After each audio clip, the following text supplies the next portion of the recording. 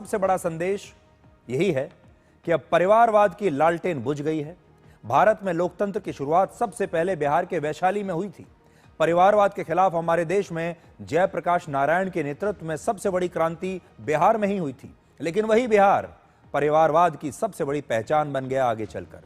लालू यादव के बाद उनकी पत्नी राबड़ी देवी और फिर उनके बेटे तेजस्वी यादव को विरासत में यह राजनीति मिली और इन्होंने वर्षों तक राज किया।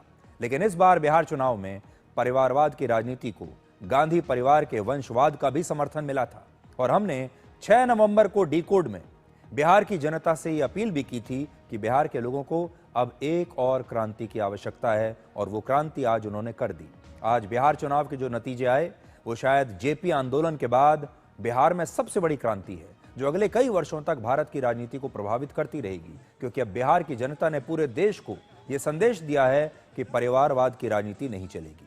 तेजस्वी यादव कांटे के मुकाबले में कई राउंड पिछड़ने के बाद आखिरकार 14,500 के आसपास वोटों से जीत तो गए, लेकिन यह आरजेडी का पिछले 15 वर्षों में सबसे खराब प्रदर्शन है। लालू यादव के बड़े बेटे तेज प्रताप सिंह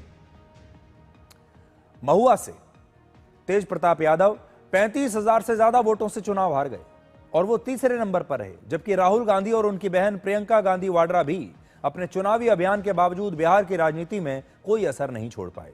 इस चुनाव में एक तरफ राहुल गांधी और तेजस्वी यादव जैसी घनघोर परिवारवादी पार्टियां थीं और दूसरी तरफ नरेंद्र मोदी और नीतीश कुमार जैसे नेता थे जिनके परिवार का कोई भी सदस्य राजनीति में नहीं है।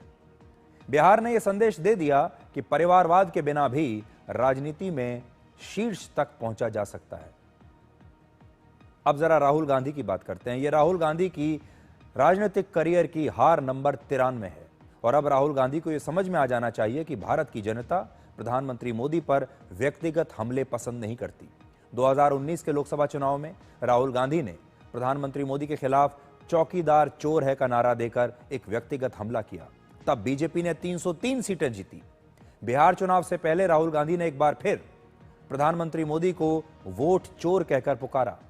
इसके अलावा कांग्रेस की रैली में प्रधानमंत्री मोदी की स्वर्गीय मां का अपमान भी किया गया और आज बिहार के लोगों ने एक बार फिर राहुल गांधी को यही सबक दिया है कि व्यक्तिगत आरोपों और प्रधानमंत्री का अपमान करने की उनकी राजनीति को जनता नापसंद करती है और ऐसा करके राहुल गांधी अपनी ही पार्टी का नुकसान कर रहे हैं। आज हमारी सहानुभूति कांग्रेस के उन तमाम नेताओं और कार्यकर्ताओं के साथ है जिन्होंने हर चुनाव में पूरी मेहनत की, अपनी विचारधारा के लिए मेहनत से जमीन पर उतरकर लड़ाई लड़ी, लेकिन शीर्ष पर बैठे राहुल गांधी की गलतियां उनकी मेहनत पर हर बार पानी फेर देती हैं। आज पंडित जवाहरलाल नेहरू के जन्मदिन के अवसर पर हम एक खास पोस्टर आपके लिए लेकर आए हैं और पोस्टर कहता है कि आज जवाहरलाल नेहरू भी सोच रहे होंगे कि ये कहां आ गए हम, ये पार्टी कहां से कहां आ गई। अगर इस पर आज कोई फिल्म बनाई जाए जो शुरू होगी पंडित नेहरू से और राहुल गांधी तक जब वो आएगी तो उसका टाइटल होगा ये कहां आ गए हम। आज कांग्रेस के बहुत सारे नेता और कार्यकर्ता शायद ऐसा ही सोच रहे होंगे।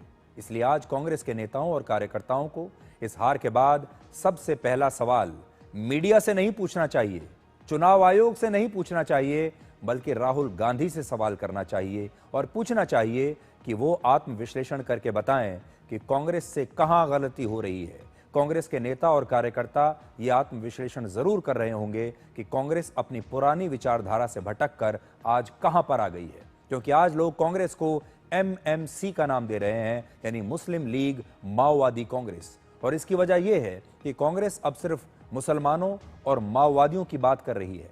विचारधारा में इस बदलाव की वजह से ही बिहार को 18 बार मुख्यमंत्री देने वाली कांग्रेस आज सिर्फ 6 सीटों पर सिमट गई। आज प्रधानमंत्री मोदी ने कहा भी है कि कांग्रेस में एक और विभाजन हो सकता है और बिहार चुनाव के नतीजों पर अब से थोड़ी देर पहले ही राहुल गांधी ने सोशल मीडिया पर लिखा है। उन्होंने लिखा है, मैं बिहार के उन करोड़ों मतदाताओं का हार्दिक आभार व्यक्त करता हूं जिन्होंने महागठबंधन पर अपना विश्वास जताया। बिहार का यह परिणाम वाकई चौंकाने वाला है।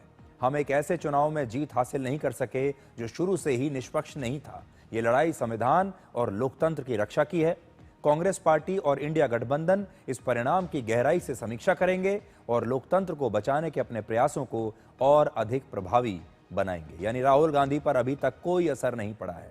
वो अब भी ये बात नहीं समझ पा रहे कि बिहार की जनता ने वोट चोरी के आरोप को नकार दिया है।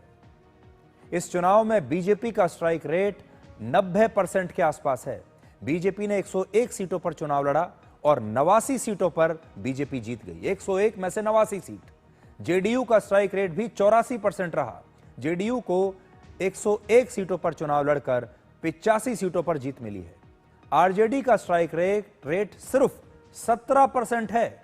143 सीटों पर आरजेडी चुनाव लड़ी और सिर्फ 25 सीटें जीत पाई।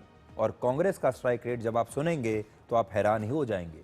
कांग्रेस का स्ट्राइक रेट है 9.8%।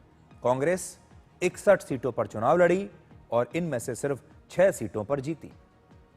आज कांग्रेस के स्ट्राइक रेट पर प्रधानमंत्री मोदी ने कहा है कि बिहार में जितनी सीटों पर बीजेपी को जीत मिली है वो कांग्रेस के 6 राज्यों के कुल विधायकों से भी ज्यादा है। जिस पार्टी ने दशकों तक देश पर राज किया, उस पर देश की जनता का विश्वास लगातार घट रहा है।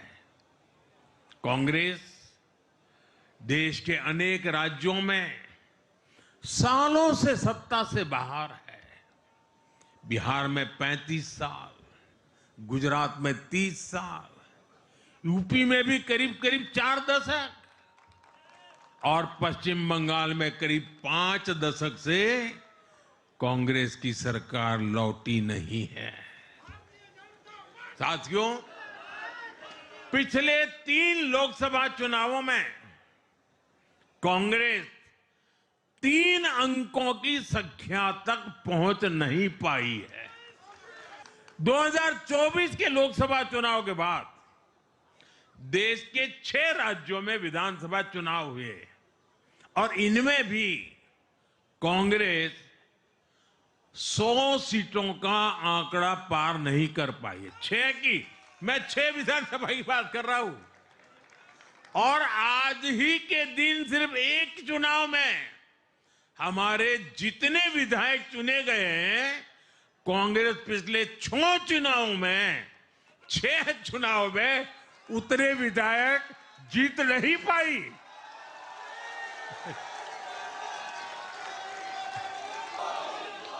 अब आप सोचिए, आज एक चुनाव में हमें जितनी सीटें मिली हैं, 6 विधानसभा चुनाव जो अभी लोकसभा के बाद गए, उतनी सीटें उससे भी हम लोग ज्यादा इस बार लेके आए। आज देखिए कांग्रेस की क्या हालत हो गई है। आप अपनी स्क्रीन पर देखेंगे, ओवैसी की जो पार्टी है AIMIM, उसे 5 सीटें मिली हैं और कांग्रेस को 6 सीटें मिली हैं। यानी लगभग दोनों पार्टियां लगभग बराबरी पर खड़ी हैं। आज कांग्रेस और ओवैसी की पार्टी लगभग बराबर हैं बिहार में। आज कांग्रेस की हालत ये हो गई है। बिहार में एक बड़ा गेम चेंजर रहा बीजेपी का मेरा बूथ सबसे मजबूत कैंपेन। प्रधानमंत्री मोदी ने बिहार के कार्य